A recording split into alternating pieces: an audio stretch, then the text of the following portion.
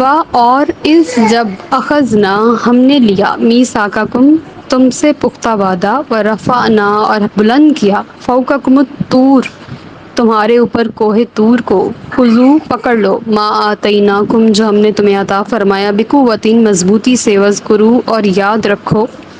ما فیہ جو اس میں لکھا ہے لعلکم تتقون تاکہ تم پرہیزگار بنو۔ اب واپس ہم بنی اسرائیل کے اس واقعے کی طرف جا رہے ہیں جہاں اللہ پاک نے موسیٰ علیہ السلام کو کتاب عطا فرمائی۔ تو موسیٰ علیہ السلام کی قوم کے جو 70 لوگ تھے جنہوں نے اللہ سے ملاقات اور اللہ کی زیارت کا وہ کیا تھا دعویٰ، تو وہ بعد میں سب مر گئے اور دوبارہ اللہ پاک نے ان کو زندگی دی۔ تو وہ لوگ دوبارہ جب زندہ ہوئے تو اللہ پاک نے انہیں حکم دیا کہ کتاب کو مضبوطی سے پکڑو، یعنی کہ توریت کو جو موسیٰ علیہ السلام کو عطا فرمائی گئی ہے اس کو مضبوطی سے پکڑو اور اس میں جتنے احکامات ہیں ان کے اوپر غور کرو۔ اور اس خالی کتاب کو جیسے ہم لوگوں نے قرآن پاک کے ساتھ کیا ہوا ہے کہ اس کو غلاف میں لپیٹا ہوا ہے اور اس کو بڑی اچھی جگہ پہ سنبھال کے رکھا ہوا ہے لیکن اس کو کھول کر نہیں پڑھتے، اس طرح کا آرڈر نہیں ملا تھا ہمیں۔ ان کو بھی بقوت مضبوطی سے پکڑنے کا، وذکروا ما فیہ اور یاد کرو جو کچھ اس میں لکھا ہے، یعنی کہ یہی آرڈر ان کو دیا تھا۔ تو انہوں نے کتاب کو پکڑنے سے انکار کر دیا، تو اللہ پاک نے ان کا علاج یہ کیا کہ کوہ طور پہاڑ کو اٹھا کے ان کے سروں کے اوپر کھڑا کر دیا۔ وہ نیچے تھے، پہاڑ ان کے اوپر تھا، ان کی ایک نظریں پہاڑ کے اوپر تھیں اور دوسری نظریں نیچے پڑی ہوئی کتاب کی طرف تھیں۔ ایک نظر وہ پہاڑ کو دیکھتے تھے یہ ہم پہ گرنے والا ہے، اور ایک نظر وہ کتاب کو دیکھتے تھے۔ تو اس طرح انہوں نے کتاب اٹھائی اور اس طرح انہوں نے اس کو پڑھا اور اس کے احکامات کو جانا۔ اور اللہ تعالیٰ فرما رہے اگر تم کتاب پڑھو گے تو تم پرہیزگار ہو جاؤ گے۔ اور یہ توریت کے لیے بھی ہے، یہی حکم قرآن کے لیے بھی ہے کہ اگر ہم اس کو پڑھیں گے تو ہم گناہوں سے پرہیز کریں گے، ہم جان جائیں گے۔ ثم پھر تم نے منہ موڑ لیا من بعد ذلک اس کے بعد، فلولا فضل اللہ پس اگر نہ ہوتا اللہ کا فضل علیکم تم پر، ورحمتہ اور اس کی رحمت، تم ہو جاتے من الخاسرین نقصان اٹھانے والوں میں سے۔ اب انہوں نے اس طرح سے توریت لی اور اس کو لے کے جب گھر آئے تو اس توریت سے منہ موڑ لیا، یعنی کہ اس کے اوپر عمل درآمد نہیں کیا، اس کو کھول کے پڑھا نہیں ہے، بس اس کو رکھ دیا ایک سائڈ پہ۔ اور اللہ تعالیٰ فرما رہے پھر بھی میں نے تم پر اللہ کا فضل اور اپنی رحمت فرمائی، اگر نہ ہوتی تو تم اس کتاب کو پیچھے چھوڑ دینے کی وجہ سے نقصان اٹھانے والوں میں سے ہو جاتے۔ لیکن انہیں ویسے ہی سب کچھ ملتا رہا اور ویسے ہی ان پر انعامات کی بارشیں ہوتی رہی، بے شک انہوں نے کتاب کے ساتھ وہ اس کی قدر نہیں کی جس طرح سے کرنے کا حق تھا، جیسے ہم نے قرآن پاک کے ساتھ کیا ہوا ہے یہی جو ہے نا وہ ان لوگوں نے کیا ہوا تھا سسٹم۔ اور یہاں پہ سابی کے بارے میں مجھے آپ کو تھوڑا سا بتانا تھا کہ ہم نے پیچھے پڑھا سابعین، سابی کون ہوتے ہیں؟ یہ ایک مذہبی فرقے کا نام ہے جو شام اور عراق کی سرحد پر آباد تھا، اور یہ لوگ توحید رسالت کے قائل تھے اور انہیں اہل کتاب شمار کیا جاتا تھا، اور ان کا ذبیحہ جو تھا یعنی کہ ان کا گوشت حلال ہوتا تھا، اس لیے یہ لوگ بھی اگر اپنے عقیدے پر قائم رہیں گے تو جنتی ہو جائیں گے۔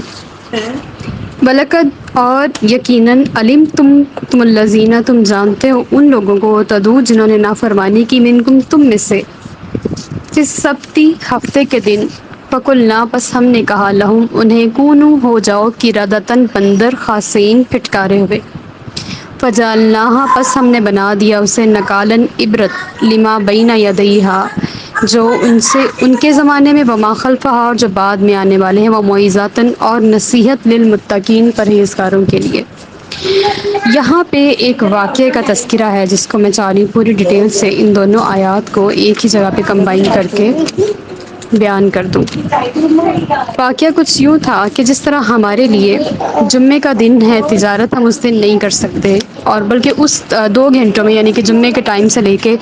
اور جب تک درود و سلام پڑھا جائے اور مسجد فارغ ہو جائے تو اس وقت تک ہم تجارت نہیں کر سکتے، کاروبار نہیں کر سکتے، حرام ہو جاتا ہے۔ اسی طرح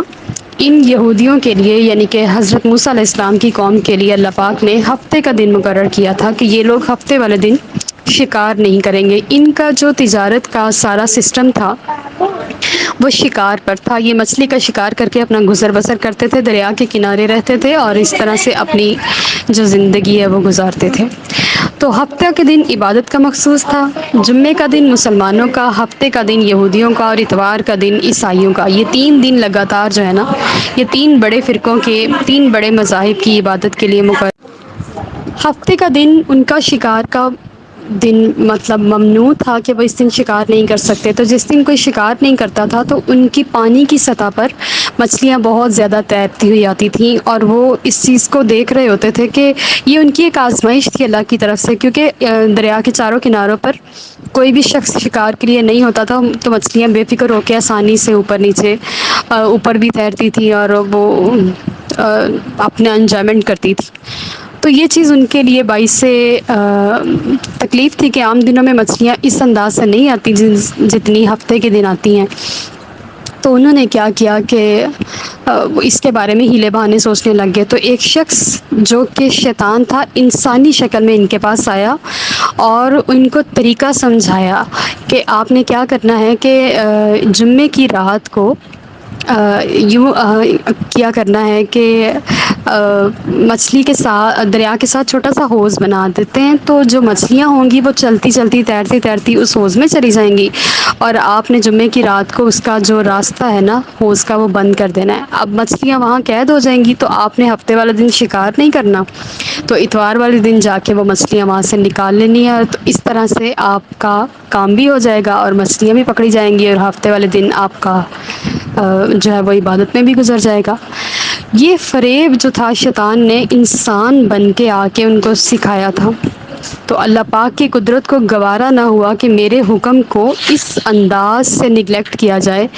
اور اس میں فریب کاری اور ہیلے بہانے بنا کے اس کو دوسری طریقے سے یہ تو ایک طرح کا شکار ہو ہی گیا۔ جب انہوں نے شکار کا راستہ بند کر دیا، جب انہوں نے دریا کا راستہ بند کر دیا تو یہ شکار ہو گیا۔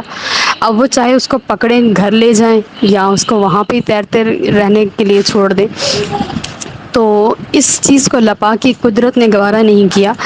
اب یہاں پہ 3 گروہ بن گئے تھے۔ ایک گروہ وہ تھا جس نے خود بھی کیا اور کسی کو منع بھی نہیں کیا، ایک گروہ وہ تھا جو خود نہیں کرتا تھا لیکن دوسروں کو منع نہیں کرتا تھا، اور ایک گروہ وہ تھا جو خود بھی نہیں کرتا تھا اور دوسروں کو منع بھی کرتا تھا کہ ایسا نہ کرو، یہ اللہ تعالیٰ کے حکم کی نافرمانی ہے۔ اب جب انہوں نے یہ حرکت کر لی تو اللہ پاک نے ان کے لیے حکم نازل فرمایا، کونوا قردۃ خاسئین، ہو جاؤ پھٹکارے ہوئے بندر۔ اب اللہ تعالیٰ نے ان کو، جن لوگوں نے خود بھی کیا اور دوسروں کو بھی کہتے رہے کہ کرو کرو کوئی بات نہیں ہم ساتھ ہیں، وہ لوگ جو خود تو نہیں کرتے تھے لیکن خاموش رہتے تھے، وہ یہ دونوں قسم کے لوگوں کو اللہ پاک نے بندر بنا دیا۔ اور بعض لوگ کہتے ہیں کہ ان کی جو علماء کہتے ہیں ان کی شکلیں بندروں جیسی نہیں تھی بلکہ یہ بندروں جیسی حرکتیں کرنے لگ گئے تھے اور ان کی زبانیں بند ہو گئی تھی، اور بعض علماء کہتے ہیں کہ وہ مکمل بندر بن گئے تھے۔ اور اصل میں جو حقیقت ہے وہ جب قرآن پاک کی آیت سے ثابت ہے وہ ہے قردۃ خاسئین، پھٹکارے ہوئے بندر، اور وہ واقعی میں بندر بن چکے تھے، ان کی شکلیں بھی بندروں جیسی ہو گئی تھیں۔ اور جب وہ مکمل بندر بن گئے تو ان لوگوں نے یعنی کہ اس علاقے کے لوگوں نے ان کو ایک الگ وادی میں یعنی کہ رکھ لیا اور ادھر دیوار کر دی۔ اب دیوار کے پیچھے سارے وہ بندر تھے جو انسان سے بندر بنے ہوئے تھے، اور جب ان سے کوئی اپنا پیارا ملنے آتا تھا تو یہ اس کو کپڑوں کو سونگھتے تھے اور ان کو بتانے کی کوشش کرتے تھے کہ ہم آپ کے اپنے ہیں، آپ کے پیارے ہیں، لیکن وہ ان کو پہچان نہیں پاتے تھے، اور اس طرح سے وہ اس علیحدہ علاقے میں رہتے رہتے اللہ پاک نے ان کو ہلاک کر دیا تھا۔ اب جو ڈارون کا نظریہ ہے وہ یہ کہتا ہے کہ انسان بندر سے بنا ہے، اور یہ یعنی کہ وہ اس واقعے کو بھی انسان کے ساتھ جو ہے ریلیٹ کرنے کی کوشش کرتا ہے، تو ایسا کچھ نہیں ہے کیونکہ وہ سب کے سب ہلاک ہو گئے تھے۔ اگر ان میں سے کوئی ایک بھی بچ جاتا تو ہم کہتے کہ ہاں بھئی انسان ڈارون کے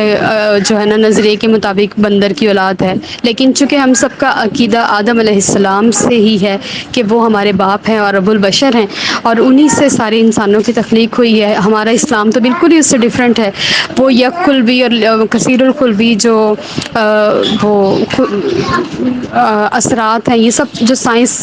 ثابت کرنے کی کوشش کرتی ہے وہ سب ایک طرف ہے، اور قرآن کا فرمان جو ہے وہ ایک طرف ہے ہے کہ انسان کسی خلیے سے نہیں بنا بلکہ وہ آدم علیہ السلام سے تخلیق ہوا ہے، اور یہ جو یک خلوی اور کثیر الخلوی جاندار ہیں یہ کچھ بھی نہیں ہے، یہ سب کچھ جو نباتات ہیں وہ بھی رب کی عطا ہے جو آدم علیہ السلام جنت سے لے کر آئے تھے، اور جنت سے خوشبودار پتے لے کر آئے تھے اور آپ نے زمین پر اگائے تھے، تو پھر ساری ہی زمین جو تھی وہ سرسبز ہو گئی تھی۔ تو اللہ پاک نے پہلے خود بھی اگائے تھے اور اس کے بعد آدم علیہ السلام نے کچھ درخت کچھ پودے لے کر آئے تھے، اور یہ زمین کی ابتدا جو تھی اللہ پاک نے اپنے امر سے فرمائی تھی، اپنے کن سے فرمائی تھی۔ تو وہ سب جب بندر بن گئے تو اس واقعے میں ہمارے لیے عبرت یہ ہے کہ ہمیں بھی جمعے والے دن یہ کام نہیں کرنا، تجارت نہیں کرنی، ہمیں بھی اپنے رب کی بارگاہ میں جھکنا ہے، سارے کام چھوڑ کے جمعے کی نماز ادا کرنی ہے، تاکہ ہم ان پھٹکارے ہوئے بندروں کی طرح نہ ہو جائیں۔ اللہ تعالی ہم سب کو صحیح معنوں میں عمل کرنے کی توفیق عطا فرمائے۔ اس بات سے ایک واقعے سے ایک سبق یہ بھی نکلتا ہے کہ گناہ ہوتے دیکھ کے روکنا چاہیے، ورنہ ہم بھی گناہ گاروں میں شامل ہو جائیں گے۔ اب جنہوں نے نہیں روکا تھا، خود نہیں کیا تھا، لیکن اللہ نے ان کو بھی بندر بنایا، تو ہمارے لیے اس واقعے میں عبرت ہے۔ ہمارے اوپر عذاب تو نہیں آتے حضور کے صدقے میں، حضور کی زندگی کے صدقے میں، حضور کے موجود ہونے کے صدقے میں، لیکن ہمیں ان سے بے خوف بھی نہیں ہو جانا چاہیے۔ وما علینا الا البلاغ المبین۔